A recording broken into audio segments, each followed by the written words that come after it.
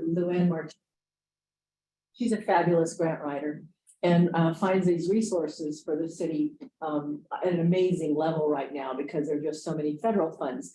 Well, a few weeks ago in talking to on the telephone, there are so many grant opportunities that are about renewable energy and energy alternatives and energy that Luann is a fabulous grant writer, but she is not an energy guru. So she's saying, how do we transfer the information back and forth for you to know who she is and how to connect with her? And if there's a grant that collectively all of you would like for the mayor to review and approval to move forward with, that we need someone to recognize that there's going to be content of a grant application that she will need subject matter experts or SMEs to write content and help with budget, but that she would be the grant submitter. And I will turn it over to her in a minute, but our other guest is just on day 2 on the job. And this is our, Pueblo is a tier 1 just transition community city with the closure of Xcel Energy, and Danae Escar, our recently retired elected official in the Senate, is back to work. And now she's a full-time city employee as of yesterday. She is the new director of the Just Transitions program. And so much of it is a crossover since it's Xcel Energy that we wanted to invite Danae today and Luann both. And I know we only have 10 minutes together, so I'll be quiet now. And Luann first and then Danae. Go ahead, Luann, take it from here.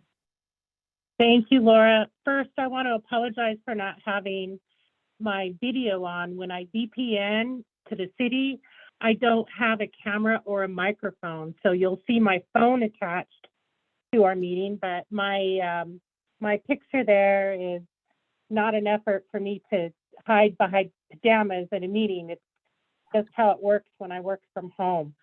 I do want to stress that when the committee finds our sources, a funding opportunity, and that you have some discussion and decide that you think it's worth applying for from the city, that I really need you to communicate that with me, and then I submit to the mayor the pertinent details, what it's for, how much the request would be for, how much, if anything, of city money does it bind.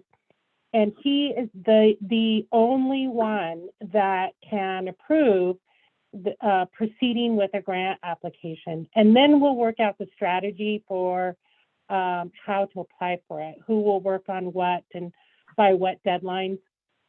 And there are, as Laura said, a number coming right around the corner that are due. I suspect that you, at least a subset, if not all of you, already know about many of the funding opportunities. I suspect that you are dialed into a lot of these different things, but I'm going to just give you the digested version. The soonest one due is on April 27th, and it is for EV readiness planning.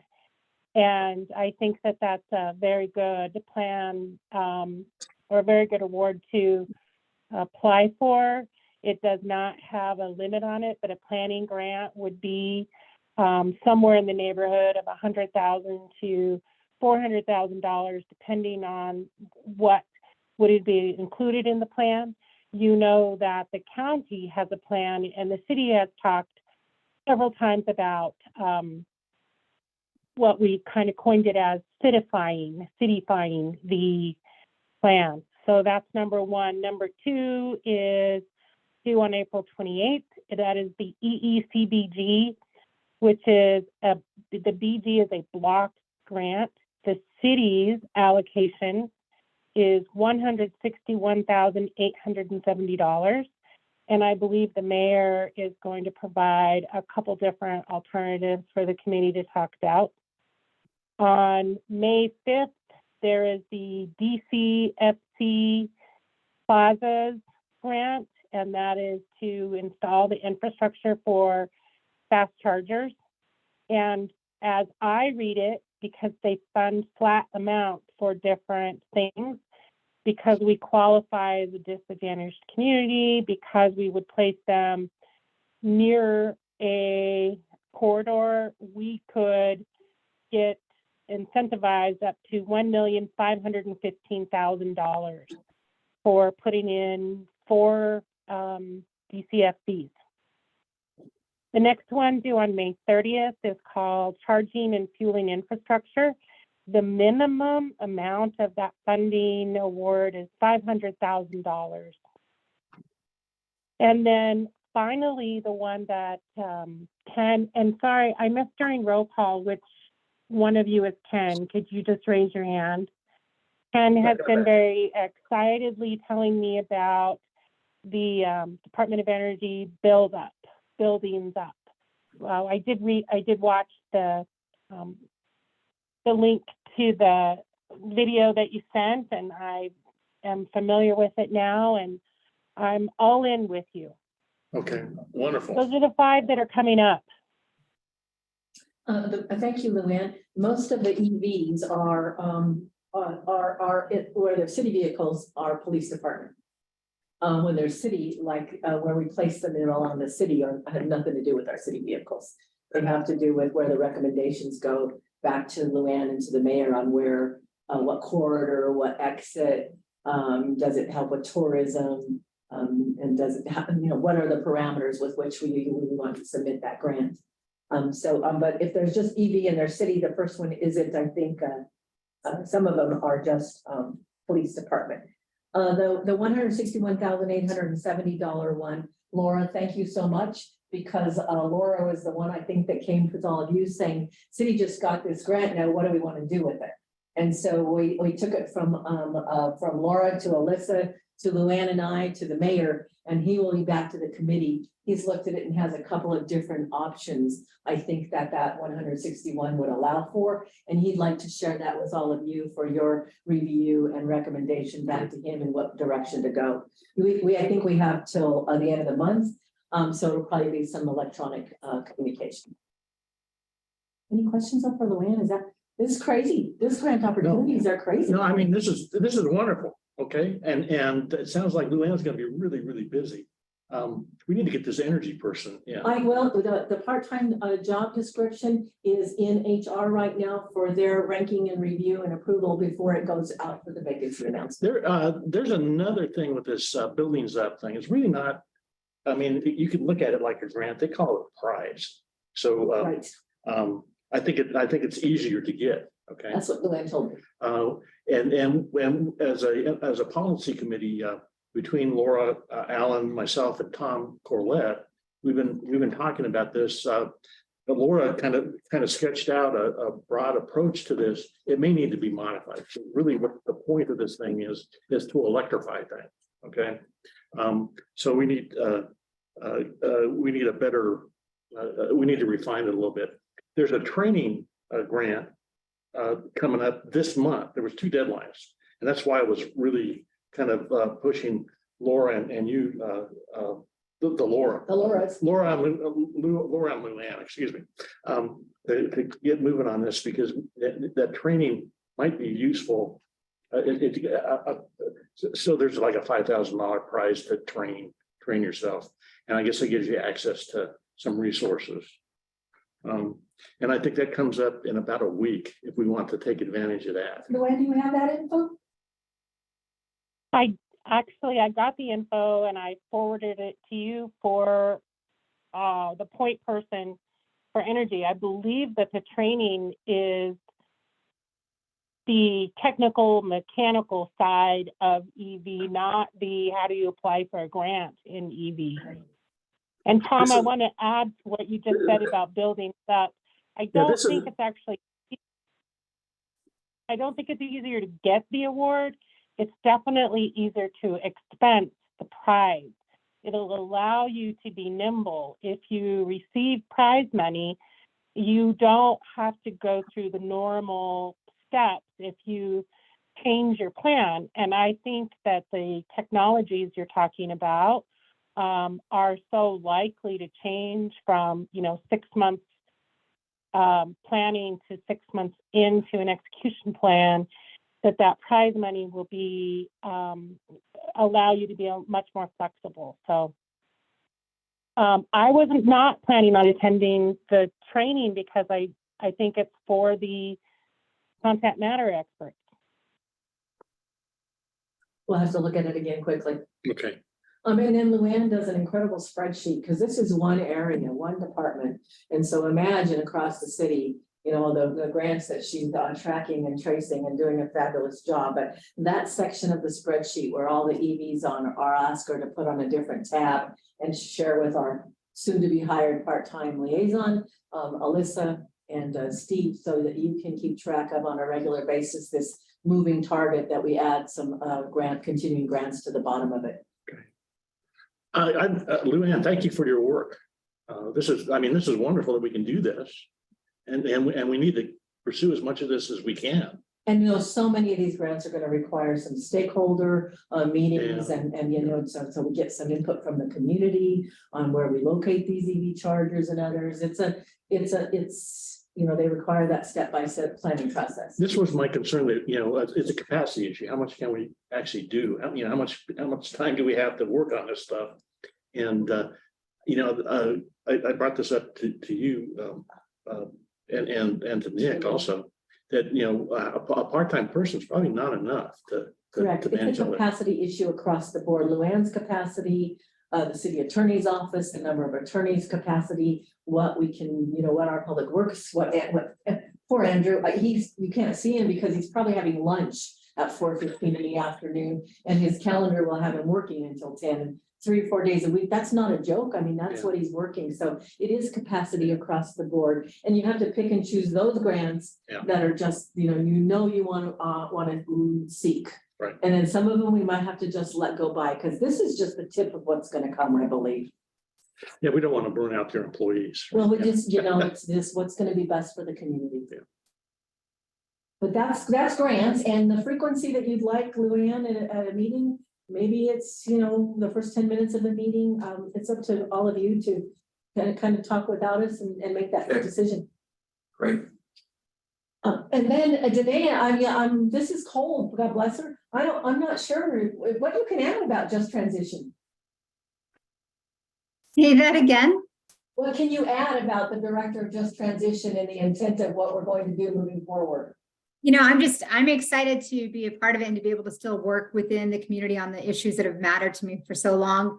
You all may or may not know, I was one of the legislators that got the Office of Just Transition in the state actually moving, and every funding bill that we were able to move through the state was a bill of mine. So knowing that public was going to need this, I'm excited to be able to still connect and be a part of this. We have a committee that's been meeting. I have my first meeting with them all on Monday to kind of catch up to what they've been talking about, what they've been discussing. Just so you all are aware, I think one of the reasons why I'm in this position is not only my work at the state level, but being able to have worked with Excel directly on so many things on both sides, with them and against them. But also working with the workers out there, the IBEW folks for years, making sure that we're listening to them and seeing what's happening. But also my work just in the energy field. I see Tom on here. Tom and I go a long way back from the days of Revolt before it was even something new that then became this committee. So there's a lot of things that I think I'm going to be able to help with. But at the end of the day, I don't believe that there's any one of us who's an expert. So I'm just excited to be able to start bringing community members together to figure out how we really utilize the opportunity we have in front of us in this transition period before 2030 and have a plan ready to go for not only the workers, but for our entire community. So I appreciate being able to kind of drop in and take a listen on the work that you all have been doing. And I apologize for not being in person. I get childcare, I think maybe in 2 weeks. So right now I'm still stay-at-home momming, working full-time from home. So I appreciate your patience. And if you hear Sesame Street in the background, I apologize. Thank you today. And you know, Pueblo was being a tier 1 community. We had I think a designated grant with a dollar value that came with a position, and it was grant funded and applied for a year ago. And it's taken us a bit of time, of course, to bring somebody on. And now we have a second updated grant that is another $472,000 that the city wasn't going to do anything with until Danae had an opportunity to get her feet on the ground and you know, meet with the community stakeholders and determine what's the best way to apply for that second tranche of funds. And that's administration's. That's it. All right. Alyssa, we have some other people that have joined us. Can you acknowledge that? Yes, we have Laura Getz, Joannica, and a guest, Patty Olenek with Black Hills Energy. Okay, great. Welcome, all of you. Before we move on into the committee reports, I just want to make a couple of announcements. About half of our commission, their terms are up the end of June, and certainly you're able to reapply. The applications for boards and commissions can be accessed online. And I'll pass the sheet around, but of those that are not going to be able to read the sheet, Lori, your term is up 6/30. Joe's, yours is not. Yours is 25. And so everybody else terms up is in the room, so I'll pass this around. Plus we have 5 vacant seats. In other words, these are not people that are going to be renewing or asking for another term. So you can spread the word out there, anyone that's interested in being part of the commission. We have 5 open seats unless some of you that terms are up decide not to continue. We also did have one of our members, Marty Adams, he resigned. And but there's 5 seats, and so online are the boards and commissions applications, and they can be submitted to the mayor's office. And anything, Alyssa, anything else you want to say about that? Just that I will put the link in the chat right now for Laura, who we hope will reapply. Okay, yeah, because I think you're the only one that's present that's term is up in June, I think. But I'm going to pass this around, and for the rest of you here can take a look at it. Otherwise, energy outreach committee reports. We have 45 minutes, and Madam Chief of Staff, thank you, and your colleagues. They're welcome to stay, or if they have other things. I think it looks like we lost Luann already. Okay. She's probably got a grant to submit. Her and Andrew are working on the last one of the day. So, and Andrew, if you have a road to pave or something, you can go too, you know. He's got the grant to get done. You got it. Okay. Anyhow, energy outreach. Any report? Okay, don't let everybody speak at once. Alyssa, who should be giving that report? Yes, sorry, that's me. Oh, Laura. Yep. Now, So I'm needing to schedule another meeting, but we had a great conversation with the city's director of communications, and she's, very willing to work with us on any kind of outreach campaign that we might compose for the public. And we have a wide range of ideas, everything from don't get scammed by, certain solar ads, or how to identify an appropriate solar vendor to, how to take advantage of IRA tax credits and a lot of these rebates that are available to businesses and individuals in the community. So at our next meeting, we'll kind of put together some campaign ideas that we can hopefully blast out to the community through a number of different channels.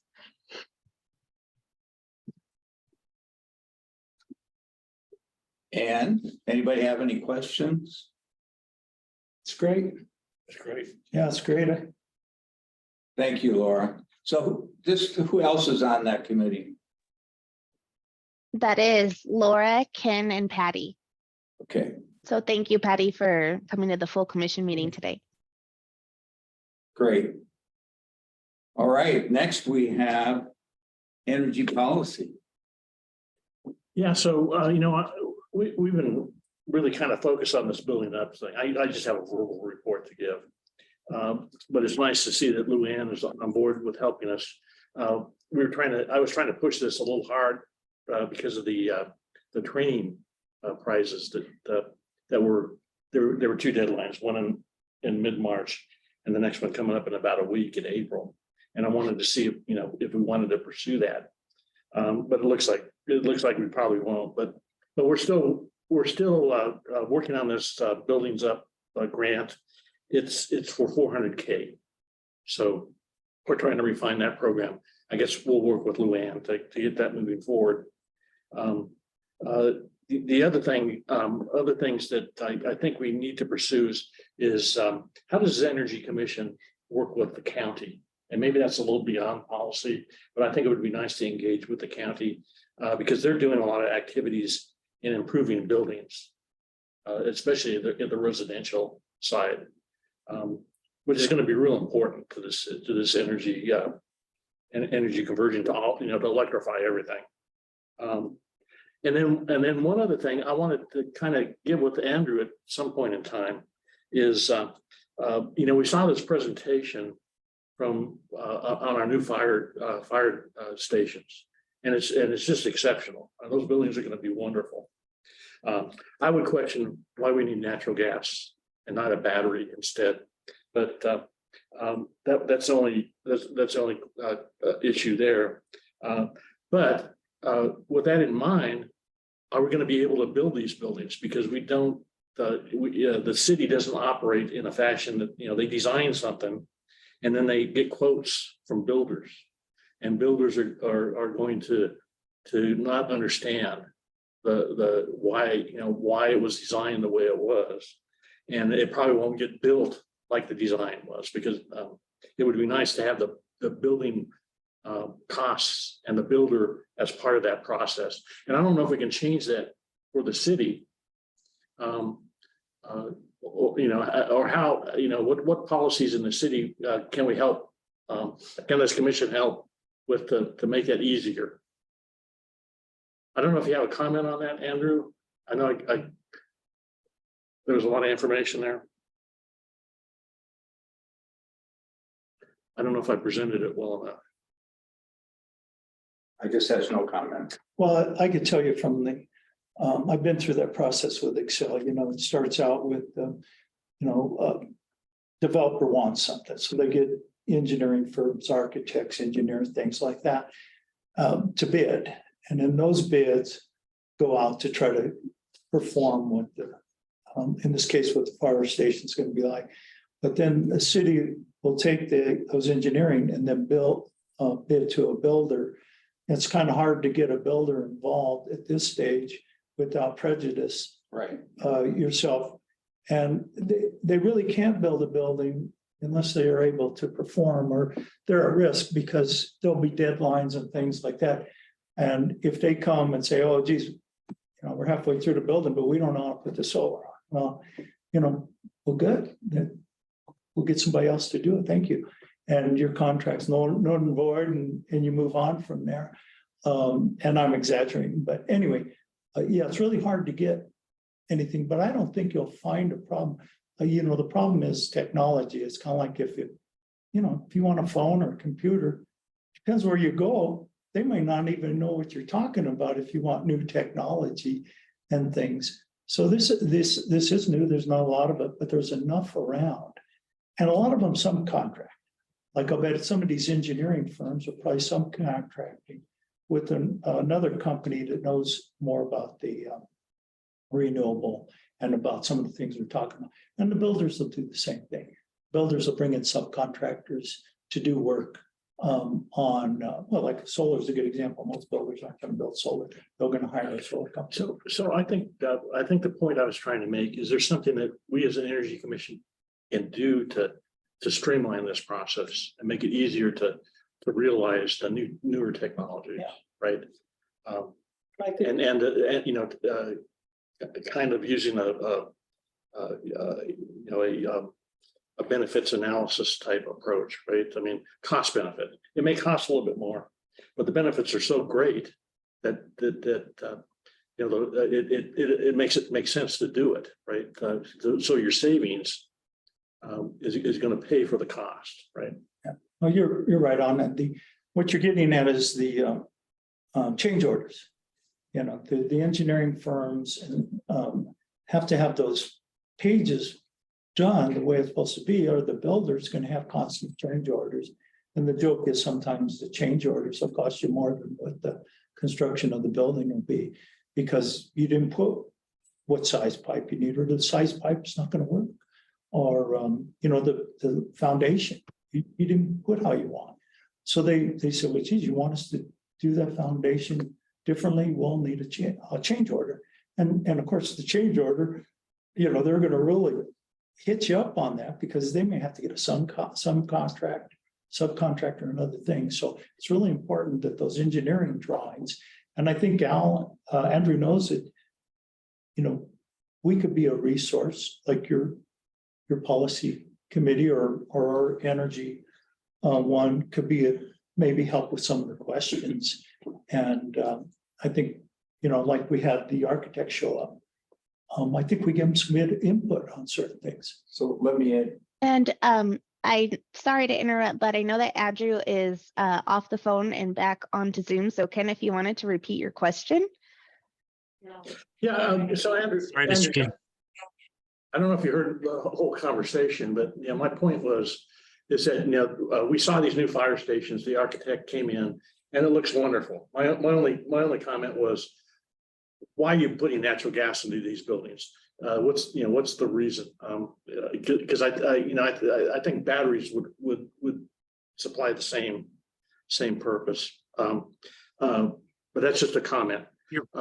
You're referring to the backup power generation? Yeah, but the point is, the real point is are we going to be able to realize the buildings as they're designed?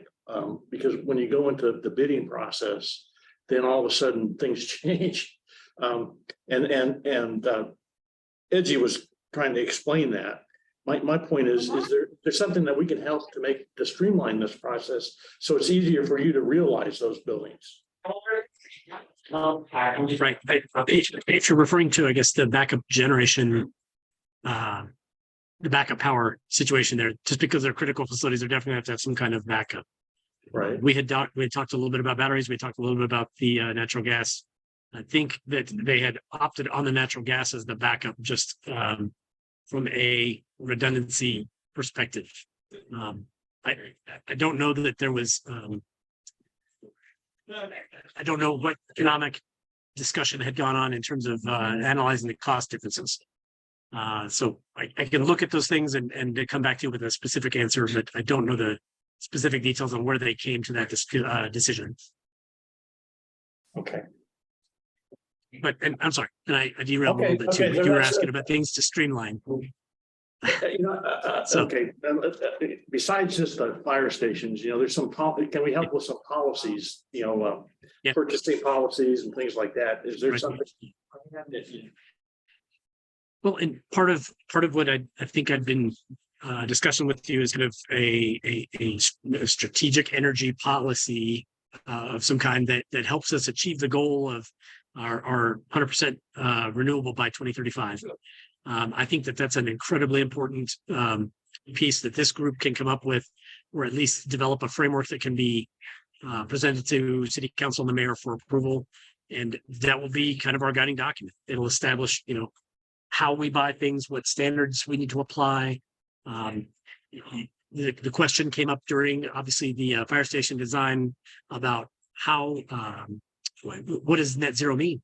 What does this mean to us, and how are we going to define that? And what does that mean in terms of building requirements for us? So, having a policy developed, or at least having a framework or strategy that can meet that need, certainly will help with guiding projects going forward. And I think, I don't know if the discussion came up at all about kind of the distinction in city-specific projects and private projects in the city, but certainly coming up with city policy and strategy going forward is going to be very important. Okay. so let me just add to that in terms of, Alan, is there any specific policies that the water board has, being another public entity? Not that you're doing a lot of construction of facilities and stuff like that, but in terms of what we're talking about with the renewable energy and. I would say we do not at this point. I believe it's something we should pursue. I mean, as you know, being both on city council and our board, the board values its autonomy, right, from the city, so.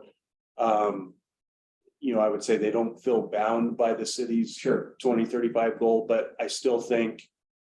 We are partners with the city and ought to be helping you achieve your goal. Right, okay.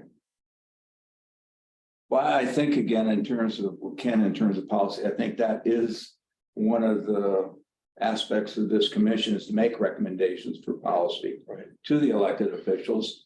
And I think that Andrew is certainly on board with that. And occurred, I can understand for a facility, unlike maybe some of the, like if you had a new building for planning, might not be quite the same in terms of for a fire station, because you're concerned about redundancy and being able to, because it is an emergency facility. But it doesn't mean that it can't be retrofitted within a time frame. As if batteries are a concern, there's still not trust that they are going to be the answer, that technology is continuing to evolve on an ongoing basis. And by 2035, if we're kind of using that for a benchmark, certainly those are things that could be added at another time to help achieve that goal. I mean, if we're truly, that's what we're trying to do. Okay. And I can't imagine that the city, at least under the leadership we have right now, I don't think that's an issue. I mean, we don't know what the leadership is going to look like in the next up till 2035 if we're going to have that kind of support.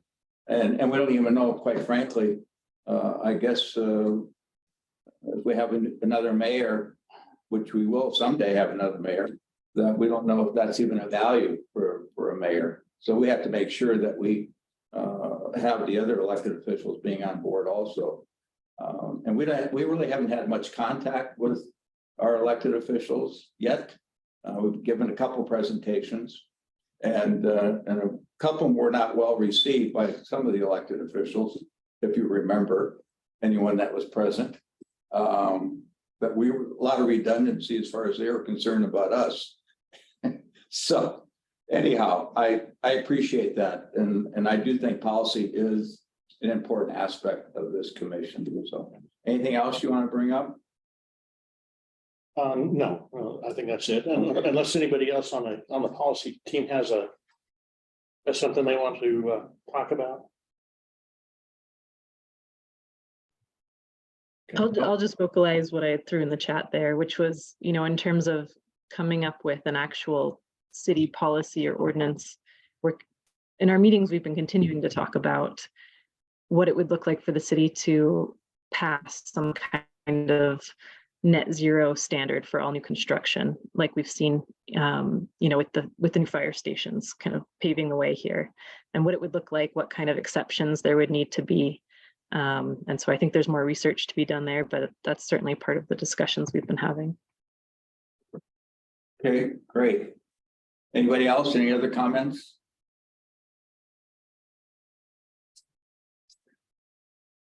All right, last but not least, municipal energy use and generation for infrastructure operations.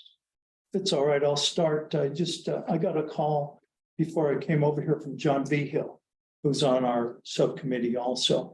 And he's not going to be able to make it, but he did ask me to pass on to everyone. It hasn't to do with our committee, but that there'll be a rebate on commercial accounts on all the bills. And it could be hundreds of dollars per account. So he wanted me to pass that on. Different size buildings will be given a different amount. So John wanted me to pass that on.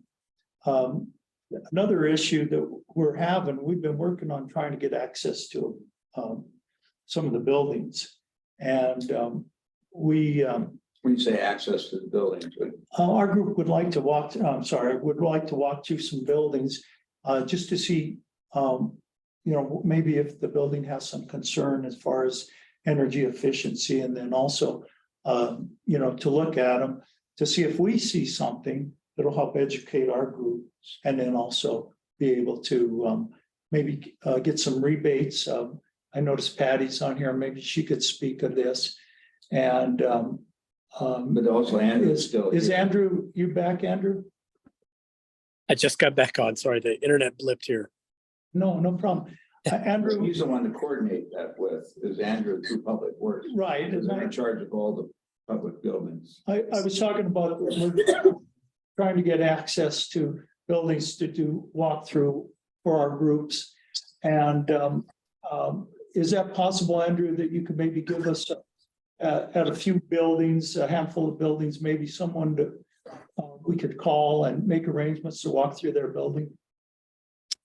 Sure. Is there, I missed the intent, I guess. Are we talking about like an assessment, or what are we talking about?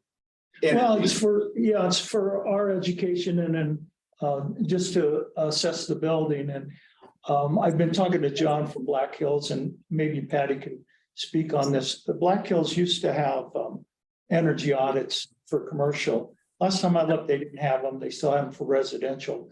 But what the whole goal is to talk to the individual at that building and walk through the building to see if we see things that we can make some notes on and bring back to the full commission, things that we see. And then also to deal with what we'd like to do too is during that walkthrough, or if we could get it somehow through you, any equipment that's going to be needing replacing motors or heating, cooling, hot water heating, because there could be rebates available.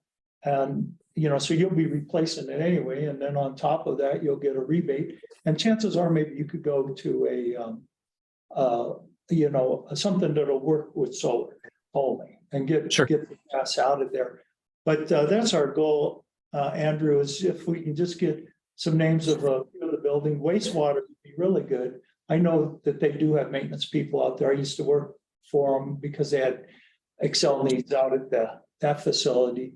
And then it also educates us because they'll tell us, what they see or see in the future. Well, for clarification, Ed, excuse me. Sure. We've had energy audits in all the buildings, haven't we? So that's one of the things we're working on still with, and Laura just asked me a question about it, but the energy performance contract was one of the ways that we had been discussing a way to move forward with doing an energy audit for the facilities that were not done in the last one 10 years ago. I don't know if Patty's. Yeah, Johnson Controls did the last one. But to answer your question, it was 10 years. Yeah, no, I know. 10 years ago, they weren't even using LEDs. But it would be kind of interesting just to see what the last audits look like, and you're in the midst of doing another one. Yeah, he's looking at funds to get the energy one. department. And the reason I'm emphasizing those 2 points is because one's going to be in the future sometimes. Our group saw this as the low-hanging fruit. So the simple thing is any equipment or motors, there's a big list of equipment that gets rebates. So these are automatically going to help the city save money. Plus, going to the right equipment that would be compatible. And then while we're talking about that, because our goal also as part of our group is maybe to get some solar on some of these buildings, and there's possible grants that are available, and that we could get that. So our group's also has to do with the infrastructure, to increase the energy efficiency of that, and then also to reduce those bills. But again, my question, would that be something you think you could do, Andrew, is get us a contact person at a handful of buildings that we could maybe meet with very little time, half hour, look around, get some ideas, because we're also planning on doing maybe a survey that we'd like to pass out to city employees too. Okay, so I don't have any problem at all with trying to arrange some site visits. That's fine. Again, I think that some of the assessment stuff that you're talking about is stuff that we're doing either via the energy performance contract mechanism. But just a couple of weeks back, we talked also with Patty, who's on the line here, about a program, obviously through Black Hills as well, that they're able to do some of the same kinds of things. I'd like to offer a suggestion, if you don't mind. Go for it. So yeah, Andrew, we had talked probably about 3 weeks now. about doing assessments for the city buildings. Just FYI, we are in the midst of doing all the county buildings. And so we wanted to reach out to Andrew and the city and offer the same. And for your request for looking at a building and doing a walkthrough, I would suggest that we get some energy audits done on city buildings, give the reports to this committee and let you review those. Don't take this the wrong way, but if you just, walk into a building and you're expecting to see things, you'll probably miss a lot. I don't know if you'll get out of it what you're expecting to, but I think if you look at a report, you can see energy usage, you can see, pretty detailed recommendations, and then maybe go in the building and say, oh, this is this, this, and this. So that's just my suggestion, but I wanted you to know that we are in the process of getting audits done for the city. And we're also working with them and Andrew's team on a strategic energy management cohort along with the county. So we're going to gather some facilities and some building managers, the new energy person for the county, and do a more strategic look at the way that we can get those rebates back to the city and the county for upgrades in their facilities. Yeah, and Patty, I talked to John and he said you were doing an audit on the building, but not an audit, a physical audit on the buildings themselves. And the reason I'm involved in this whole thing, I work for Excel. I've been trained as an energy audit person on the commercial and industrial side and residential also. But I don't want to give Andrew the impression or you that I'm going to take the group in and do an energy audit. It's to educate our subgroup in, just by looking at the lighting, looking at the heating systems and making notes of those to bring it back to the full commission, and so that we can educate. It's just a way of getting the ball moving on this. But my question again, Patty, do they have, Black Hills used to have an energy audit program where they'd go into the building and do some assessments, and it was free of charge. I thought that program went away, but John says it may be back. No, it's back. It's better than ever. We do free audits for residential customers, commercial, industrial, income qualified. We look at energy audits really as the tool to assess exactly what's going on and where you need to go. It's a great planning tool.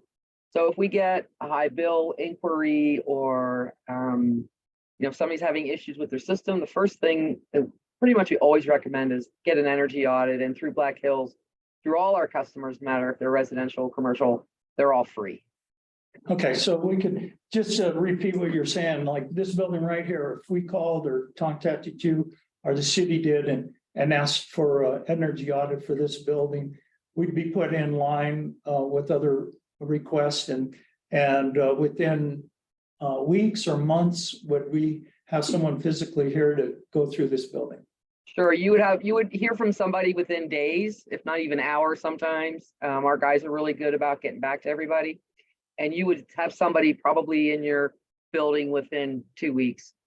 Yeah, well, that's great. So that falls in perfect what we're talking about. The reason we want to do that, Andrew, as you can see, it's just more, so we're more understanding of the process that when the energy audit, we're not going to go out and do an energy audit. We're going to go see how these buildings are functioning. And maybe hopefully be able to pass along to them the rebates. The people on a site may know of a furnace that needs changing or a water heater or a motor or something, and we could just pass that information on. But it's more for us to just get our subgroup kind of familiar with what's in a building, what do they do at these buildings, but it's not going to be interfering with any of their workload or anything like that. It would just be 15, 20 minutes to go through a building, just look around and have them point to us some things. Like I said, it's just more for our education.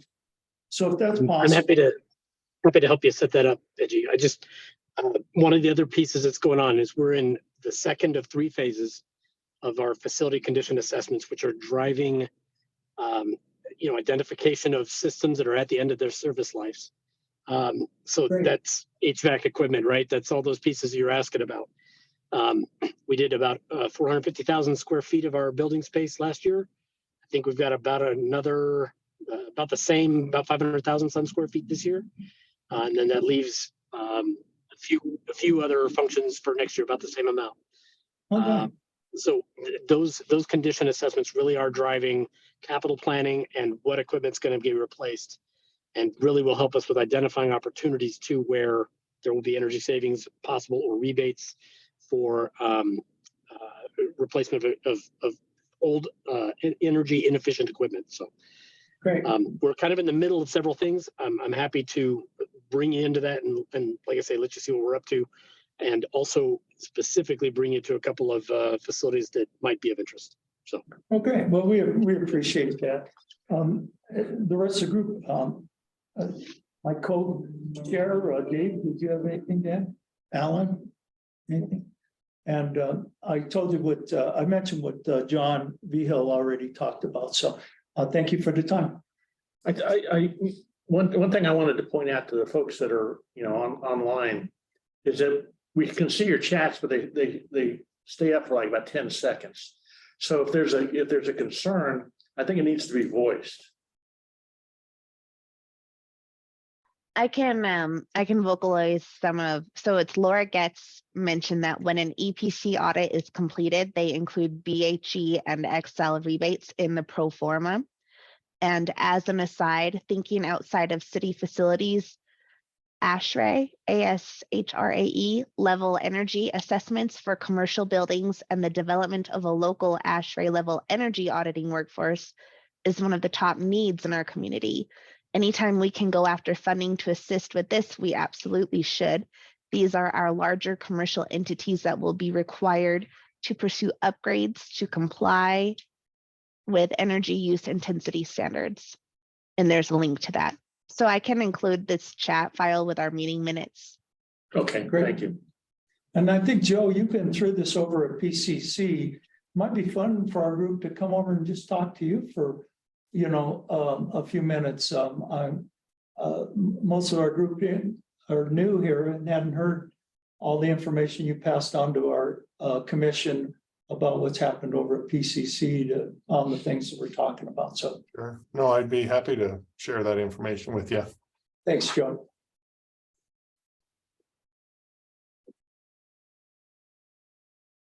That's it. That concludes your report. Yep. Wow. We got time to burn here. Oh, you got the round table. Well, I know, but. Even though we got a square table here. Oh, wait a minute, that round table, what more could be said? So I think the big thing is that we kind of want to look down the road a little bit, and I kind of wanted to make a little announcement that I'm going to be probably having a press conference here in the next week or so. I'm going to be heading up the committee to campaign to continue with the mayoral form of government versus going back to the city manager. Not unlike when I co-chaired the committee to get rid of Tabor for the city, and we were successful at doing that. I do think that there's a need for that, and some of the individuals running for mayor are on board with that, because I think it's important that we have a campaign. And so I'm looking for a co-chair. Anybody, my good friend Chuck Hernandez, who was the co-chair of the Tabor, getting rid of Tabor, he has declined, and not that he's supporting one of the candidates, but it would be nice to share that responsibility with somebody else. And already working with Nikki Hart and her company, they were the ones that designed the campaign for the Tabor issue, and which was very successful. Of course, there was no opposition at that time. Potentially there will be opposition, and I don't know I'm not expecting anyone to tell me what their position is on this within our commission, but publicly I will be saying that I'll be hopefully co-chairing to continue with that. So, and also my other goal kind of has been having staffing, a permanent staff for this advisory group, this commission. And it looks like we're moving in that direction. And I think time will tell. And I agree, it probably should be a full-time position. And also, I think it's time for us to look at a new chair for this group. Pretty much what I have wanted to do, we've been able to do. We're still in existence, and but I have other duties that I need to kind of take on. So I'm hoping after June that maybe we start thinking in terms of electing a new chair for this group. And so any comments, any concerns? I'm not resigning from the group. I still have another year, but as far as taking over as the chair and continuing with that, I think would be good. I think it's always good to rotate that and have new individuals be able to do that. So, Alyssa, any concerns? To ask her again, she's put. I'm sorry, tell me again. I was just talking to Andrew. Person now. Holy cow. So there's something we said that you have. You're still on. So. So I just have a comment, Steve, if I may. I think it's terrific you're going to do that. And good luck with it. And we'll certainly, not only me, but quite a few others will be very interested in helping with that as well. So please stay in touch. But that's terrific. And yeah, that's about all. I just think you've done a terrific job so far in getting this committee working quite well. I'm not committee, but the commission and the committees are working quite well too. It's a great group. So I'll get off. I just wanted to congratulate you on your work here. Yeah, well, Tom, thank you. And I think again, looking around the table and some of the people that are not here, we have some really dedicated, committed individuals that are part of this commission and are passionate about. I don't think it's unattainable goal, but in terms of looking at, it's not just for our community, but it's basically the whole world. We're talking about needs to look at renewable energy. We need to set those goals. And, but anyhow. And Steve, I'll say, I did hear your announcement, and I'm sorry that we'll lose your leadership, but I'm glad we're not losing you altogether. I think your timing, June, and maybe if you could hang in there till early July, is pretty good logistically, because as you see the terms, by the end of June, we might have some new faces on the commission that could help or at least vote. So keep that in mind. I can do that. I didn't specifically set a date, but I want everyone to start thinking about that. That I think it's good. And but the policy I think is that Ken brought up, that's such an important part of, I believe, of this group is to help develop policy for our city and hopefully our elected officials to adopt some of these policies. And then to have staff, as an example, Andrew, who I'm sure got so many other things going on, that they also are willing to work with a group of volunteers in terms of trying to allow us to be part of that process. And so anyhow, so roundtable. Next, I think it's important to notice that, and I know there's been some concern in terms of why we're going to have anyone come and talk about nuclear energy. And of course, we're talking about renewable energy. We're talking about, what does that represent today? We know the county kind of started that dialogue when they were looking at, when they're phasing out Comanche 3 and how they can keep that going. Of course, they're concerned about a revenue base, which I understand. And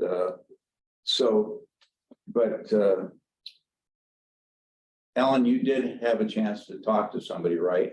I did. You want to talk a little bit about that? We were able to, and we're going to have them on the agenda for the month of May. Sure. So I reached out to the Office of Nuclear Energy just to see if they could recommend someone who could talk to us about going in particular, transitioning coal plants to nuclear plants. And so they directed me to Christine King, who is at the Idaho National Laboratory. And I had a conversation with her. She thought she could put on a presentation for us, kind of outlining the things they're working on, what they see as the pros and cons of nuclear power. So, you know, she'll be here for not in person, but join us electronically at the next meeting just to give a quick presentation. I said, you know, we need to allow time for questions. I think it's good. As you heard our discussion earlier, I think a lot of that discussion could wait for a year, but since you set it up, I think it'll be a good education because you see even when Ken and I are talking about, you know, to understand this better because, you know, this technology is going to change and how they store it, how they use it. It may be the future, undoubtedly, you know, than anything. So we don't know. But I'm like Ken, you know, for us, for the city to spend too much time on it right now, as you know, a couple of meetings we had someone, people from here on the cons of not using it, and but that's all I'm saying. But I'm glad you set that up. I didn't know that it was already set. Point of fact, that group that did come and share the cons, they're asking for your commission to definitively say that they're for or against something. So I think that is the reason why before our chair thinks that before there's a decision made, all sides should be explored because they are really pushing for some sort of answer and decision from your commission. Yeah, and that's, yeah, I remember that, Alyssa. I didn't mean to disregard their request, but it's probably a good thing for this roundtable right now. I don't think the city should be making any announcements on any future of whether or not, you know, nuclear is going to be used at this particular time. I'd feel uncomfortable, and I hope everyone else would feel uncomfortable saying, you know, we don't even, I mean, even the experts don't even know that they haven't made any of these yet. And, you know, there are some new nuclear plants going in, but the last one was southern United States, and it took them 20 years. So again, I don't know if we have to maybe contact that group and tell them that we maybe see them next year, or do we want to say yay or nay? Well, and I think certainly, I mean, people sitting around this table know people who are part of that group. Sure. And or even members of that group, that certainly they're welcome to come in, zoom in and be part of the meeting and listen to the presentation. Undoubtedly, I'm not going to be asking for anyone to take a position. It's strictly informational. I mean, I'm certainly well aware. I'm certainly not as knowledgeable as 99% of you are in terms of a lot of the alternative types of energy, but I am well aware that nuclear energy has been in existence since the 50s, and plants have been in existence, and not every one of them has been a disaster. But I also know that getting rid of the material, that's always an issue. And so I just want to be more educated, and I hope everybody else wants to be educated. And so strictly that's it. I'm not sure. I think we're going to be driven by the elected officials, whether or not they want us to make any kind of a decision about what we recommend. I think it would be a little bit premature for us to do any kind of recommendations. But I think the fact that our mission is to continue to strive towards 100% renewable energy, that's a pretty important position to continue with. And I'm not quite sure yet, as technology evolves. I mean, they just announced 4 more people that are going to zip around the moon. And when I think about where we were, I remember in 1969 sitting, watching that glued to the TV set when the first astronauts landed on the moon. So, I mean, again, the technology is evolving so quickly. And a lot of the issues we're talking about next month and the month after, within 5 years, will be like old stuff. Yeah. And but I just want to become more educated for what is available. And again, the commissioners, they entertained that. They had some discussion with that. I don't know how much, they really didn't have public meetings.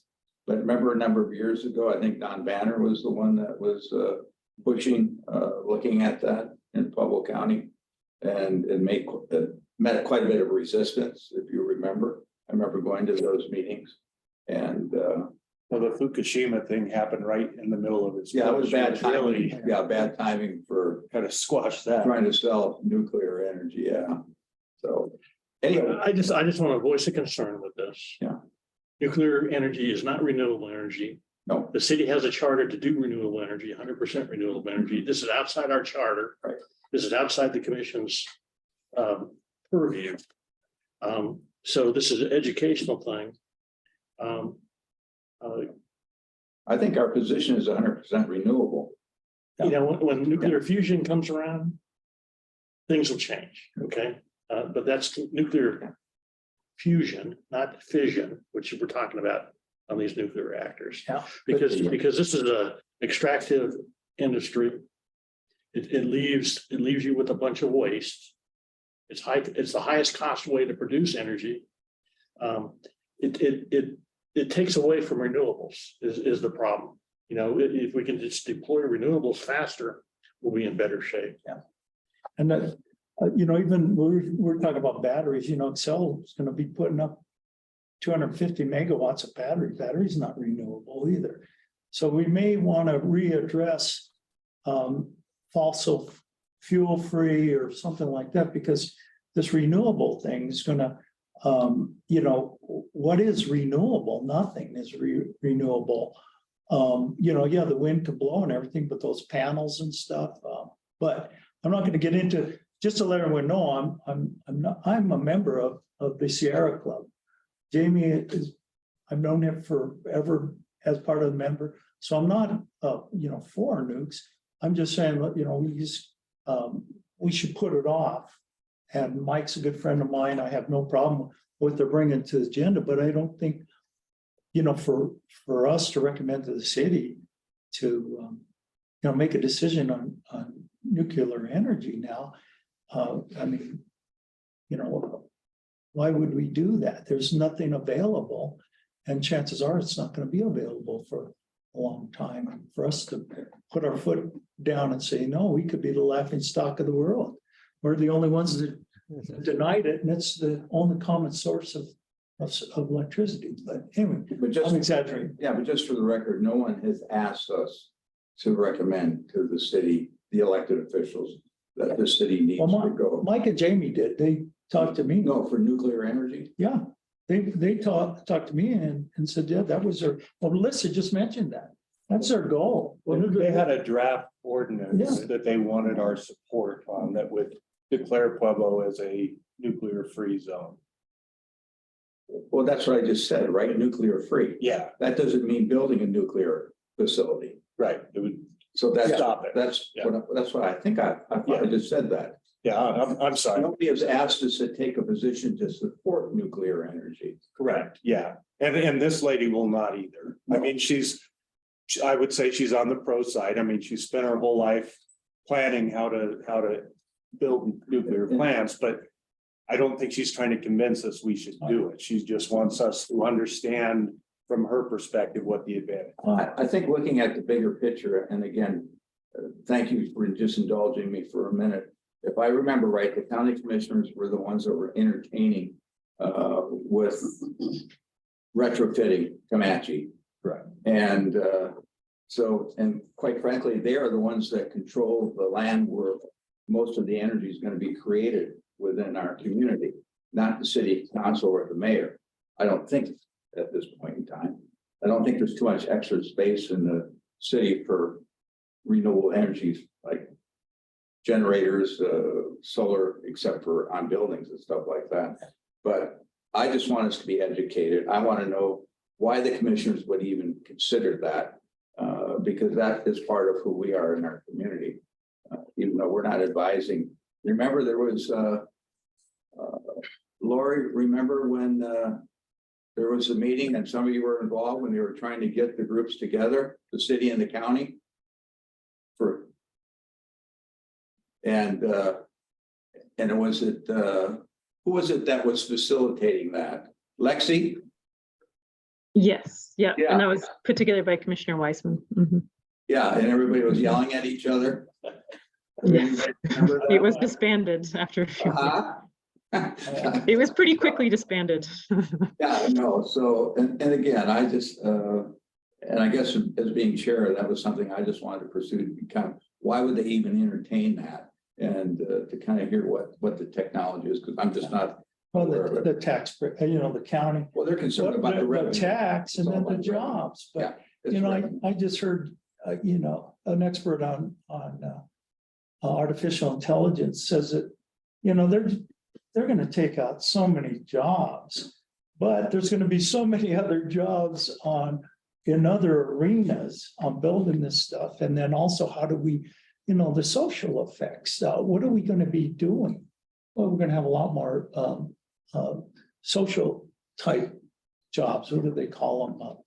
Customer type, jobs, because, this AI, as you see, there's big, even the federal government's worried about that. If anybody's a Terminator fan, they're afraid that the Terminators are AI is gonna get smart enough to control their own equipment, which they kind of do. Like someone brought up a car wreck, my car, I can set it on this lane thing, it's keeping me on the lane. What if it goes crazy? It sends me off a cliff, and they're worried about that.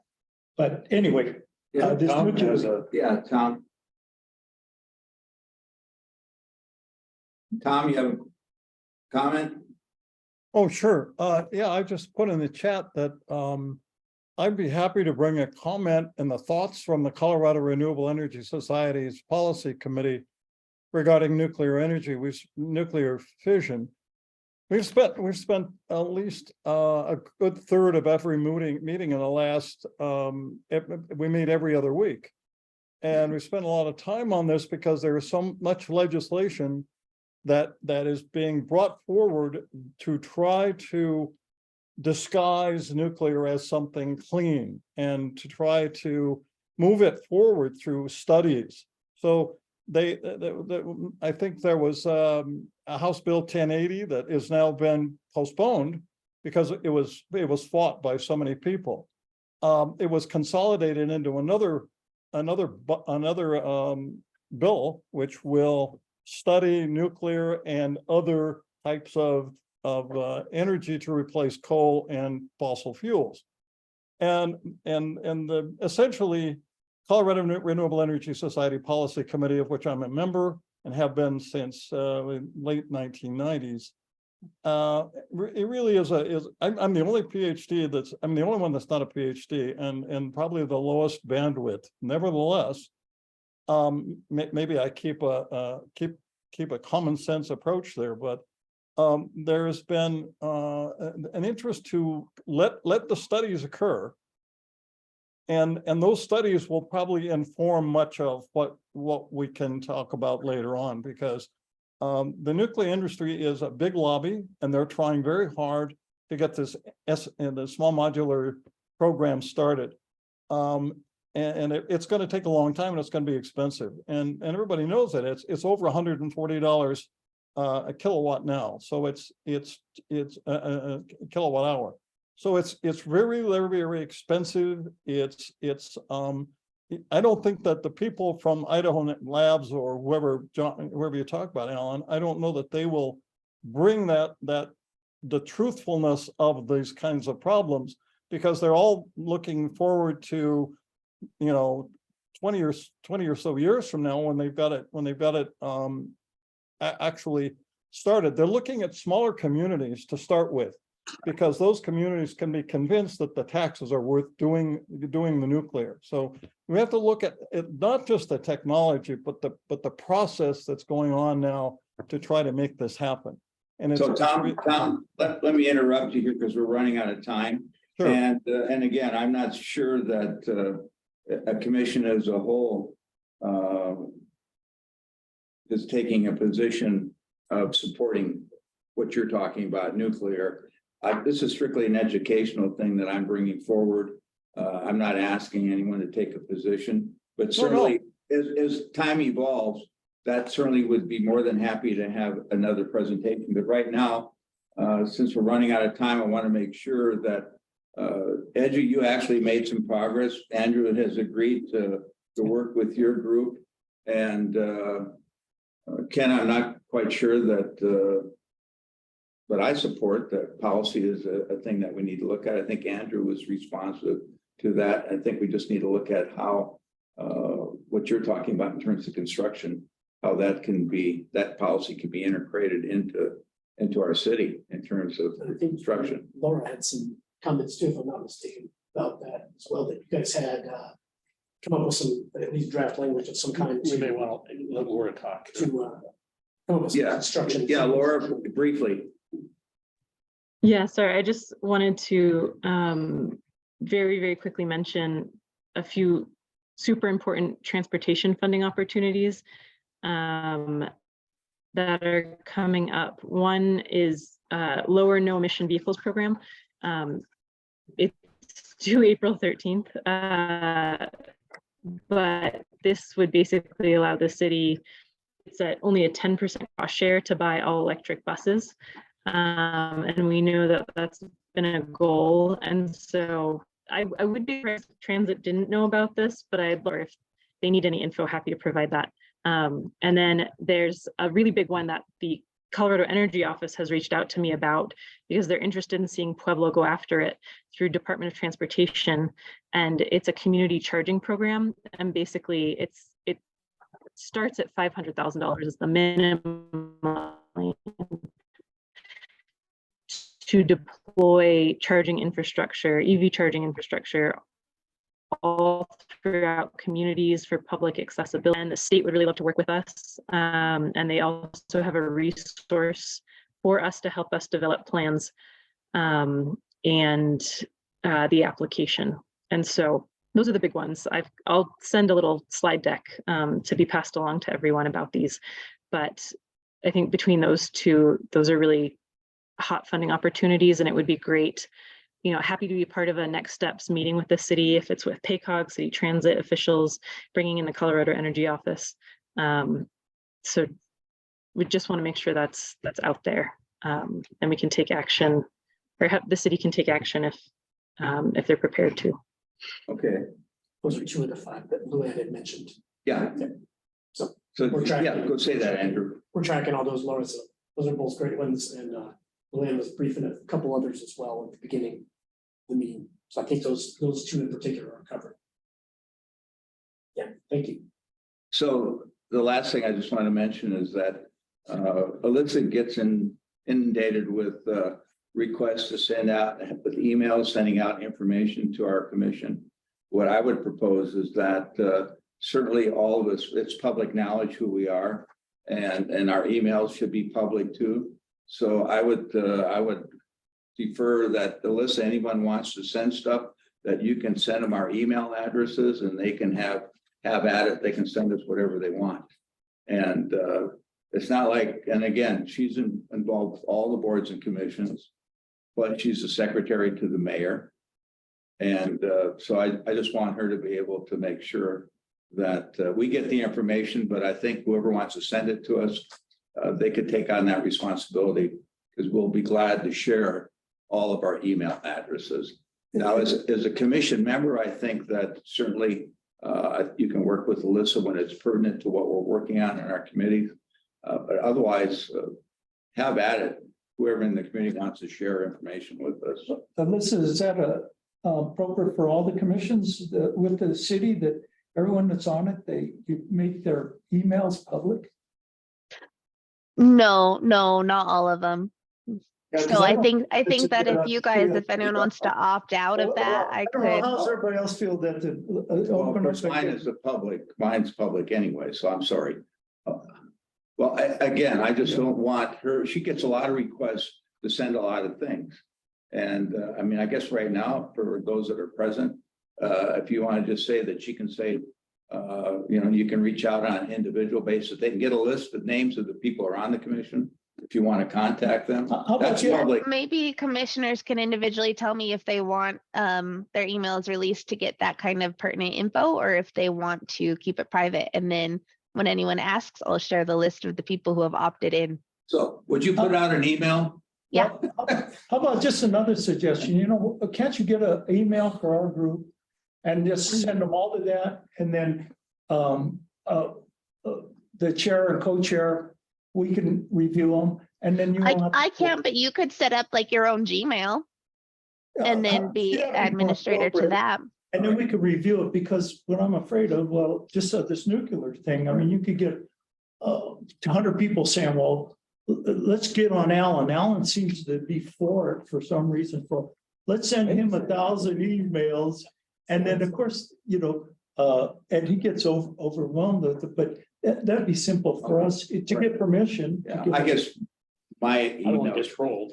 Right? That's what you're Yeah. saying. yeah, my email is public, so I apologize. No, I no think that's a problem. good idea, Leslie. So we'll work on that, okay? Yeah, we could, that's an easy thing to do. All right.